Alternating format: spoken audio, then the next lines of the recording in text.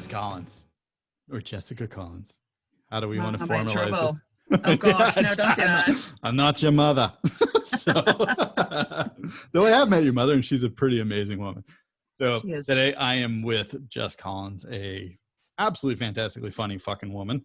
Yeah, well, this is the only time I'm going to compliment you during this entire show. So, like, you know, fucking deal with it. Okay. Yeah, well, and you give it right back, I'm sure. So, Jess Collins, comic, comedian, as they say. I don't know if you can say that anymore. Well, like you don't say actress, you say, you know, actor. Okay, Jessica Collins. So yeah, you've got to just go comedian. All round, you know, LGBTQ friendly comedian. Okay, so gender neutral, abstracted. Yeah. You know, one of those things. Thanks. You just took the air out of my sails. I thought I was being all PC and all that. Told you. I'm gonna keep you humble. I told you. Yeah, you do it. Now you do it. And events coordinators, extraordinaire, administrator. Wow. I don't know. I mean, you have titles. I have titles, and they're meaningless at the end of the day. So, you know, you and I have known each other for like, is it literally 5 years now? Yeah, 5 years. 5 years. Happy anniversary. Yeah. I'm so excited. But during that time, you know, we've seen the world change. I mean, sometimes for the better, sometimes for the worse. I got to admit, 2020 is kind of the downhill ski slope right now, you know, and hopefully it's going to get better at some point. If COVID was an STI, it would be like herpes, you know, because when it's there, you're always going to have it. But sometimes it flares up, and when it does, it's at the most inappropriate time. You can't hide that shit. That's happening. So, yeah, COVID can kiss it. Like, I'm seriously thinking of just getting a couple of hoodies done up with, like, FVCK COVID, just to keep in team with the whole COVID word. I just hate it. If COVID was a person, I actually would do time for that person. I'd put that person in the ground. I would murder it outgoing. I'd do it anytime. 100%. Hire me, I'll kill it. I'll kill it. Violence. I hate it. Violence is the answer. Sometimes. COVID. That's what happens. COVID's a question, really. Violence is the answer. COVID's the answer to everything. Oh, COVID made me do it. COVID. I mean, it's a convenient excuse now for the path forward. Yeah. COVID made me do it. Crap. COVID. Right. Well, at least, you know, we haven't seen the baby boom coming out of this, and God bless the person that decides to name their kid Corona. You know, like, really. Oh, yeah, well, we've talked about it over here. I think Rona is one of the more popular ones, or COVID, COVID, COVID, for a boy or a girl. There you go. So it's happening soon. I'd say very soon. Yeah. Yeah. No, we're 6 months into a 9 month 9-month curve there. So I think we'll have a year-end boom, as the case may be. So all to be said, getting back, well, we never really left the station. So starting the journey along, I ask everybody this that comes on, and this is the academic side of my brain / the curious one, because everybody has different opinions on this. Everybody has different worldviews, and, you know, in this world, it's important to have diversity of thought. Mm-hmm. So community, what does it mean to you? And I pre-briefed you on this, so there is no excuse for not having an answer. True story. Funny enough, I think the emphasis on community hasn't been so strong as it has been since March of this year, because of our unwanted visitor, COVID. But I think the one thing that I've discovered is what community means to me now. My circle of friends has gotten smaller, which I think might have happened for a lot of people, purely because when you're not in a position to be around the people that you would see most often, who aren't necessarily your closest, you find solace in those who know and trust and love you the most. And the word I want to emphasize there is knowing somebody. I think it's important. What community means to me is knowing somebody enough. So you may not know them very well, but you know them well enough that you're in a position to understand and be there for that particular individual, or in this case, a community. I also I like that the fact that just because you know somebody doesn't necessarily mean you're the same type of person. So different personalities attract either like-minded or very different-minded people. And again, being around people in my job, I adore people. So I think, again, knowing the people within my community becomes a very, very big part of my day-to-day. And the other thing that I think is so important, whether or not you agree with me, doesn't matter, is being Irish. and having a very dry, sarcastic sense of humor. That's not always picked up by people over the waters, which I think is one of the reasons why it's so important that we get to keep that. You get it. You had to learn. You had to learn, my friend. You did. We weren't blessed with the art of sarcasm. No. But I do think it's a very good, probably the epicenter of what I think my community is a sense of humor. It's been the Irish way since the year dot. To surround yourself with people who have a sense of humor. You'll never have a dull day or a dull night when people have a sense of humor. Fact. And I think that's why I've now embraced the entire comedy scene. It's become so important to me that community, that I can pay back that community for what they've given me. So in doing that, then you're providing people with an opportunity to forget the bad stuff and just embrace laughter. So yeah, that to me is what community is. It's knowing the people within that small little circle and creating an environment of happiness and laughter to keep people trucking through the bad times. I like That's it. what I think. Yeah, I like it. I mean, like you said, I really don't have an opinion on this. I you're going to say what you're going to say. So I am. You are, and we're going to give you ample opportunity to do that as well.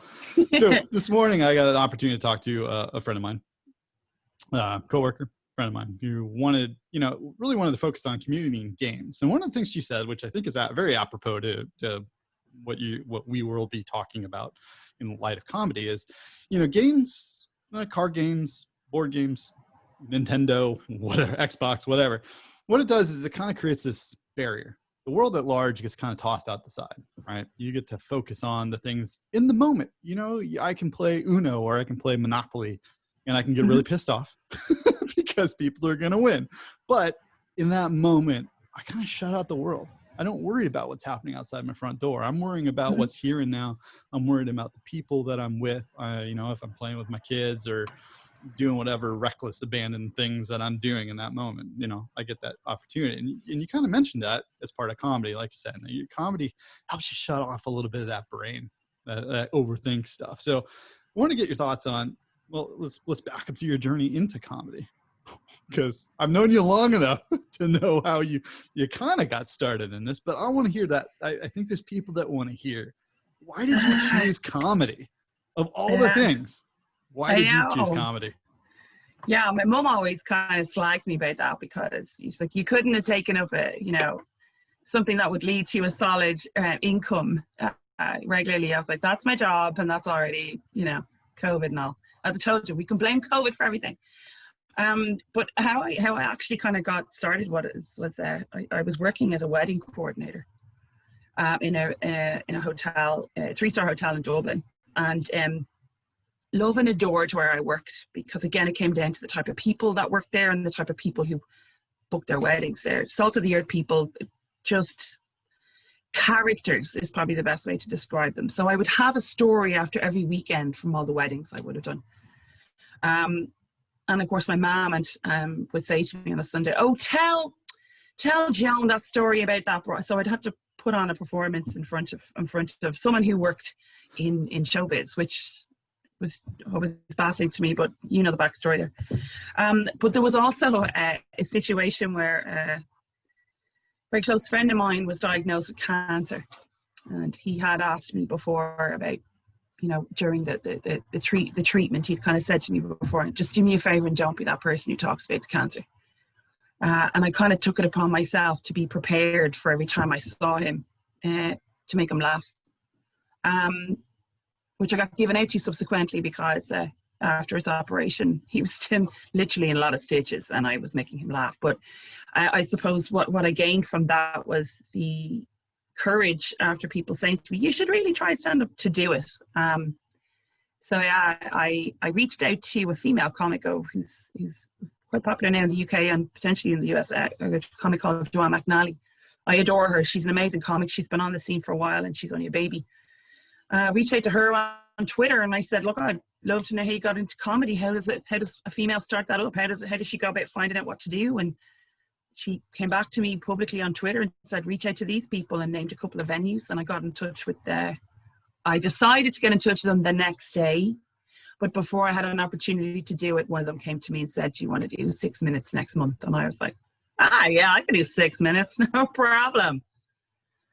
Yeah, well, that was a scary ass day. I've never felt terror like it. But they say that, you don't get nervous and you're not afraid the first time you make that step, then it's not for you. I was terrified and I haven't looked back since. I feel that the first time I landed that first laugh, when I get that first laugh, that is like, I'm assuming that's what heroin feels like when you take it with a syringe, that ultimate, euphoric feel. It was, I can't really explain other than I wanted it again and I wanted it again and I wanted people to laugh again. So, you then take it upon yourself to figure out what the art of this particular field and culture is, and it's different for everybody, and that's what I'm starting to learn about myself, what I'm good at and what I'm not good at. I can read a room very well. I pride myself on that. So as an MC, I can build up a room very well for the comics who would be coming on. As a comic, I much prefer to not read on script. I prefer to ad lib on, the day's updates on the news or whatever. But as you already know, there's very little to talk about at the moment except COVID. So, I vibe off people. I feed off people's energy, and I hope that they would do the same for me. And when those people are around, you're like, you want to make them happy. I know, I want to make strangers happy. It says a lot about who I am. I'm never particularly happy myself until I've got randomers laughing at me and my jokes, but I love it. And I would suggest if anybody ever wants to try it, it's next level excitement. It's ridiculous. It's amazing. I love it. It's just tough right now to be a comic. Yeah. So yeah, given the situation right now, I mean, if I got my news reading done right, we're back to level 3 in Dublin. If Correct. I'm not mistaken. So it has little to no meaning to other people around the world, but within Dublin, I mean, this is no indoor dining anymore, right? It's no wet bars, or bar, what we would call, bars here. So no bars without food. Yeah. Without food. And so outdoor seating, socially distanced, minimum 2 meters type of stuff. And so it's making things really, really difficult. I was seeing something from Donald Fallon, this morning about downtown, or actually over the weekend about downtown Dublin, 9 a.m., empty streets, and you're looking at this and you're looking kind of, to a certain extent, Grogan's is posting about how, they're anxiously waiting to open their doors and to do something, people having to throw out food, and there's a lot of despair in this. So how do you, as a comic, and like you said, you like to feed off the news, you like to take these things, how do you balance really the need to uplift people while at the same time looking at all the shit that is happening and trying to tell a story, or get those randos to laugh? I think that the biggest contributor for me is just that Irish sense of humor, that tone, that you can essentially make a very miserable and very kind of depressing point about something, but if you have your tone about you and you say it, there's people in the room that are going, I know what you mean. And I think the big thing for us was, at the moment, I think that the big thing for us over in Ireland specifically is they're locking down county by county where applicable, or where they need to. And Dublin, obviously, with having the highest numbers of the outbreak at the stand for the past couple of weeks, the numbers are quite astronomical. But I can also understand that people are angry, and we're all angry. And I think what we've all learned to do, well, I know I've learned to do, is channel that anger. Now, I'm super angry. I'm not going to lie to you, Dave. COVID has enraged a fury in my belly, that if somebody says the wrong thing, I'll trigger and I turn into the Antichrist. And I think that's got an awful lot to do with how it's affected me professionally, personally. I've had to move back home to live with my parents, having turned 40 in March. So as far as I'm concerned, I'm lucky, but I'm miserable because it's not where I'd anticipated to be 6 months down the line. But I suppose in light of all of the stuff that's going on, and the result of what's happened to people is, regardless of your situation, there is an awful lot to be said about we're all in this together. And it means that we can also laugh about it together and cry about it together. But somebody's going to take an approach or take a different angle to your thought process for 10 minutes on stage or 10 minutes on a Zoom show for comedy. And they're going to take some piece of your misery and turn it into a little bit of happiness, or a laugh, or a smirk, or enlighten you in knowing that you're not on your own. And this gobshite on stage also feels the same way you do. Right. And, you know, and it's when we can do things like that. It's when people find that common, look, it's a known fact, Ireland is a country of begrudgers. We're happiest when we're miserable. So right now, technically, we should be in the prime of our comedic lives, gathering all this information because we're so trapped in our life. I'm not in Dublin. I'm outside of Dublin right now. My folks don't live in Dublin. So I am level 2. I'm in level 2 right now, but I'm still understanding and feeling the restrictions from level 3 because my entire life is in Dublin. But it's important that we, for one, I'm good at honing in on the misery and finding the laughter purely based on where this entire comic idea came from, you know? And that's what comics in Ireland are good at. We're good at being miserable and making it funny, and people finding the relationship between what we're saying and how they're upset by things. So yeah, misery in this case breeds happiness. And it works really, really well. Yeah, it does. It does. Always sounds weird coming out of my mouth. I'm happy with your misery. Wait, no. I shouldn't be happy that you're miserable, but I get that. You're happy you can share in my misery, or that I'm sharing in your misery, you know? And again, you know, a problem shared is a problem halved. In this case, you're literally trying to just dilute people's problems, or at least give them an opportunity to go, yeah, me too. Oh my God, it's not just me. And for your health and well-being, for your mental state, like, I can't express that. I'm sure there's people out there, like, you know, even yourself, Dave, there was a mental low, like an all-time low hit me in March. And I didn't know what I was going to do.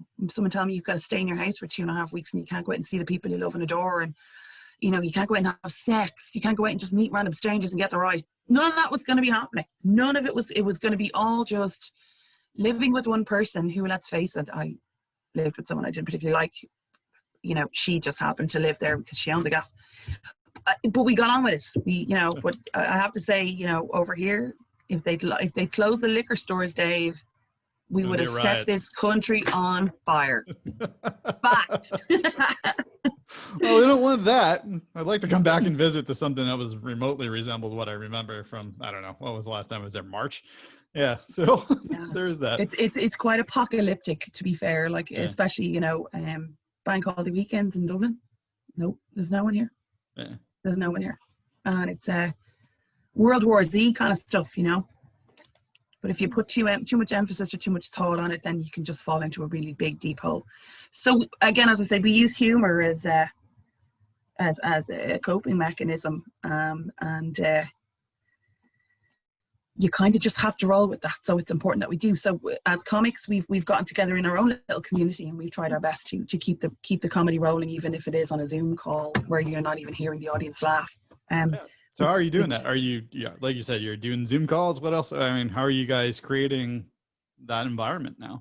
Well, you know, I have to say, and I can't take any credit for anything that's been going on out there, but some of the comics have really come up with some terrific ideas. 2 particular comics in question, 2 gentlemen, Damo Clark and Danny O'Brien, they decided to do garden gigs.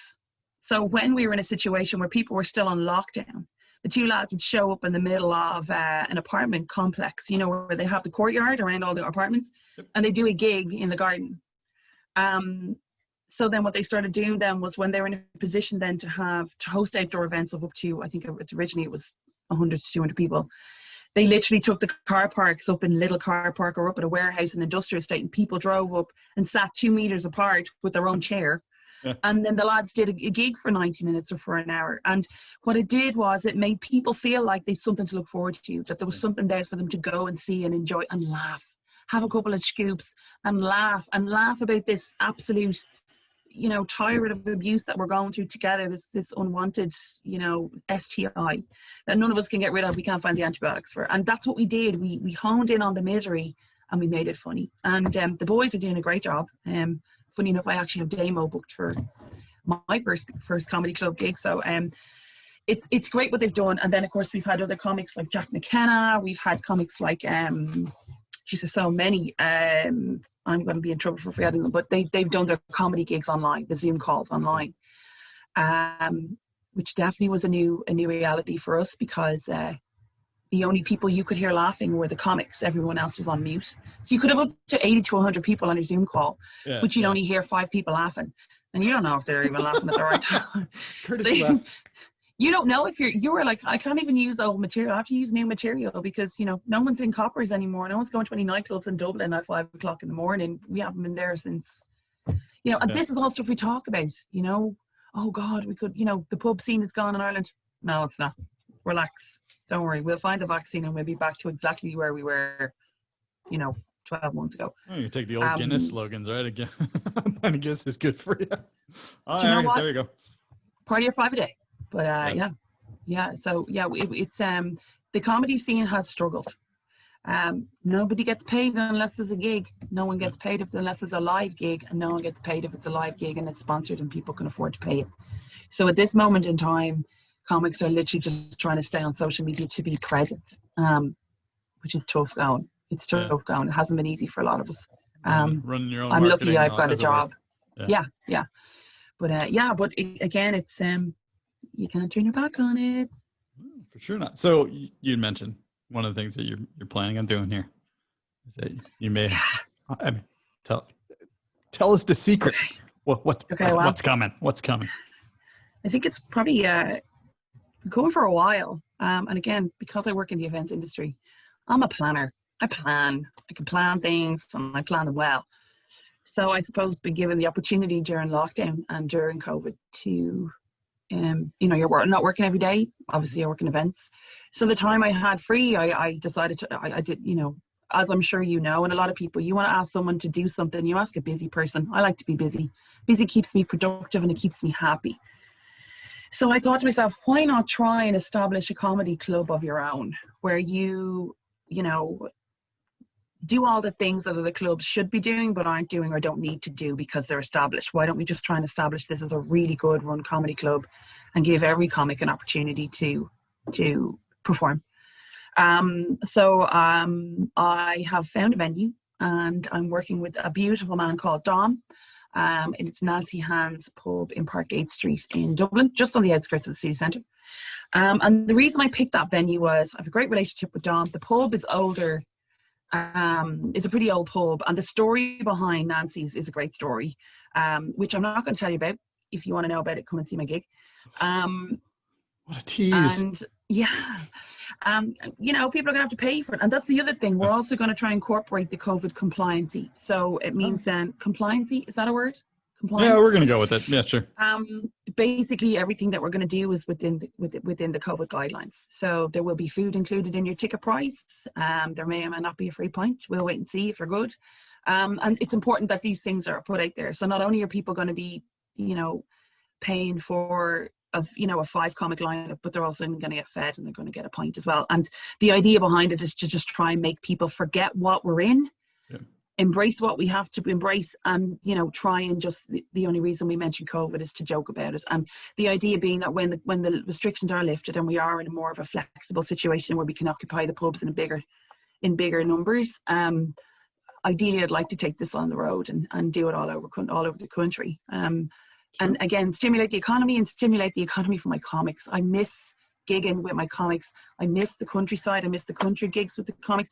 And I would just love to be able to give my part back to them and say, this is what we're going to do. And we're going to do it in this pub. This pub, we're going to give you 80 people at this. And we're going to, you know, we may or may not need the food at that stage, but it would be good to know that we could potentially bring the comedy across the country. I really feel this is potentially what I'm supposed to do. Yeah. To cope with this COVID, and by doing this, I'm hoping I might be able to help other people with their mental health. It's just, I just know how dark the days can get, and I wouldn't wish it on anyone. No. So if I can find a reason for you to hang on for another day, then that's exactly what I want to do. Without being too dark. But yeah, I think I've kind of taken it upon myself to just contribute. That's what I want to do. That's how I'm going to give back to my community. I'm going to try and get people employed and paid, so they can make people laugh again and let the comics make a few bob. There's an awful lot of broken comics right now that aren't entitled to any benefits. So yeah, go out and see your comics or log on to their Zoom calls. But so hopefully we'll be able to do that on the level 2, and then when it goes to level 1, hopefully then we'll be able to join the masses of events that are going to happen over the country for the next forever. Absolutely, because we don't stop. We don't ever.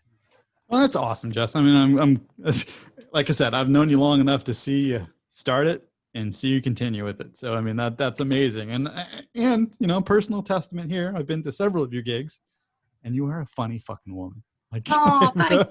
And I don't say that to kiss up to the guest here at all. It's truly, I've sent you the recordings of it. I've sat in the crowd. I've watched you work the crowd. And like you're saying, you feed off that energy. It's great to see. And yeah, sarcastic. Which is wonderful. It's a language that I've come to know and love. And I think what you're doing, like you said, giving back in the community, doing things for your fellow comedians who you've joined in together with, right? This is a new community for you relative to the grand scheme of time. But it's something that you're doing to change perspectives. And, you brought up mental health, which is, honest to God, a long conversation for, more than likely another visit here on Zoom.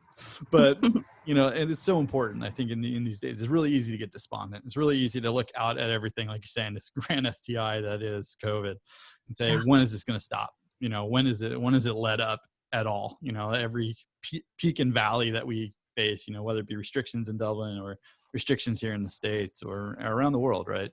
It's really easy to get disheartened by that. But, having that sense, that bubble that you guys create in that moment just says, fuck it. Well, let's look at our situation, as dire as it may be, and we're going to throw you a couple shovels and a couple ladders and see what ends up happening out of this whole entire thing, right? Yeah, maybe exactly. You'll build a castle of mud down at the bottom of the pit, but like you're building something. So that's amazing to hear that you're able to do that. So I wish you all the best in that regards. So yeah, it's you know what, it's I have to say it was as you know, because I would have been heavily reliant upon you during the initial lockdown. And I never forget that, by the way. But I also kind of feel that, people will go through a very dark time. And I think it's important that your community needs to see that happening in order to just keep you afloat until you can support yourself again.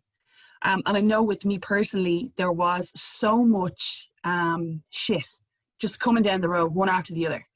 You work in the events industry. Well, that's gone. Oh, it's the tourist event industry working. Oh, well, that's, no, you're not going to see another Yank now. Yeah, right. You're not going to see an American now for 12 months. And then they said, which is a blessing, by the way, in some cases, we're an infectious lot. I mean, I'm just saying. I'm going to leave that there because you are one of my American friends, but at the same time, if Trump landed over here tomorrow, remember I said to you, I do time for somebody? That would be the guy I'd do it for. I cannot believe that man is still up for the running. It's mental. Mind you, Kanye, Trump, you guys are spoiled for choices over there in the Republican Party. Well, no dueling Taoiseachs here, It's just kind of. Listen, I'm going to say this to you now. We not only did we have a terrific Taoiseach at the original, when this whole COVID thing started. No one really. I mean, Leo, he's a doctor. He is a GP, and now he went on to be Taoiseach. That man. I cannot express to you how much of a following that man now has from the beginning of this COVID situation up until he stepped down as Taoiseach. He's completely monumentally stepped up his game. So much so that I think the day he was found topless in the Phoenix Park drinking cans with his boyfriend, I'm not lying to you, Dave, that made him, not only did it make him the gay icon of Ireland anyway, but it also says, it's not illegal to drink cans in the park, which none of us knew. None of us knew that. Not illegal to drink cans. You're brown bagging it in the park. Nobody knew. The Taoiseach's telling us, come on down, go down. So we were like, okay, well, if he's down it, why not? So, you know what? We were very lucky that the government we had kept us in check for as long as we did. Yeah. Can't really say that much about the new government, which kind of had to do a handover. Yeah. So right now we kind of feel a little bit like not as bad or worse off as you guys, but we're being very heavily misinformed. And I think because of this uncertainty, people are getting a little bit antsy, which you understand. People are getting angry. People are getting fed up. People are getting tired of this new norm. People are not prepared to tolerate the closing of the pubs. People want their locals open. People don't want to have to order food, but they want to order a pint. And it's times like these that it's important to find the funny side. We need to find that humor, because we need to be able to stand up and go, I know it's been shit, but look where you are now. We're going to sit here and we're going to talk about all the crap, but we're going to make it funny. And at the end of it, you're going to have a pint and you're going to feel all right about it. And that's what I mean by, you know, that dark hole that you only need someone to keep you afloat until you can pull yourself back up. And once you pulled yourself back up, I found now that I'm more productive. I've got more energy. I'm absolutely super excited about my new project. And I'm terrified. But if I wasn't terrified, then it's not worth doing. So I know I'm doing the right thing, but this had to happen for me to find it. So you know, mental health it's probably the biggest topic of conversation that I don't even think you guys have even had an opportunity to really discuss in depth, because your heads are also messed up from the Trump stuff. Yep. But yeah, it would be it has a pretty big hold on me, is what I mean. I would never have thought I was this unstable until you might have known. But it was touch and go for a while. I glimpsed this through the years, you know. I think you might have just kept me on the cusp of sanity for a while. But, you know, I think, we've come a long way, Paul. I think I've seen your lows and you've seen mine. And I think that's why we're in each other's community. We know each other well enough to know what needs to be said and done. Are my lights flickering? I think they're getting brighter and darker. It's that your personality's waning along with your lights. I have no idea what's going on. No, I'm sucking the energy out of the light bulbs because there's no people here. That's why. Well, all that to be said, Jess Collins, everybody, she is amazing. She is going to make you laugh. She makes me laugh constantly. I mean, I've been laughing more in this conversation than I have in a long time. So I mean, there's that. But wish you the best of luck with what you're going to accomplish, you know, by hook or by crook, as the saying goes, right? You're going to get it done. You know, health and safety to your family. You know, I love your family. I love everything about you guys. And I hope to be over there at some point, you know. Yeah, hurry home, Paul. Hurry home. We're more than welcome when you get here. You know that. Oh, you'll have to get a bit of grief from my mother, but that's. Yeah, I mean, that's to be expected. All righty. I hope you have an awesome evening. Thank you so much for spending your time. And good things are coming. I promise. Bye,